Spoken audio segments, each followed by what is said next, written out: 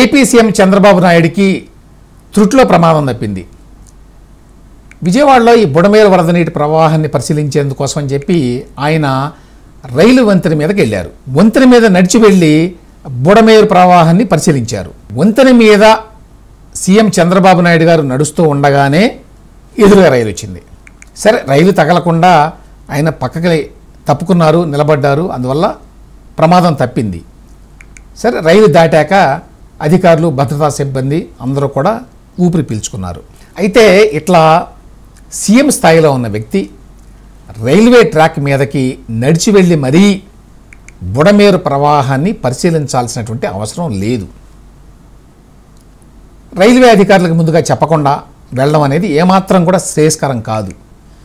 ఆ ప్రవాహం సరిగ్గా కనిపించడం లేదు అని చెప్పి చంద్రబాబు నాయుడు గారు ఎక్కారట ట్రాక్ మీదకి. అన్నీ దగ్గరుండి చూసుకోవాలన్న ఆయన తాపత్రయాన్ని అర్థం చేసుకోవచ్చు. కానీ ఒక బాధ్యతాయుత పదవిలో ఉన్నప్పుడు అత్యుత్సాహం మంచిది కాదు. బహుశా అధికారులు కూడా సీఎంకి చెప్పడానికి వెనకాడుతూ ఉండొచ్చు. చంద్రబాబు నాయుడు గారి సేవలు ఆంధ్రప్రదేశ్కి చాలా అవసరం.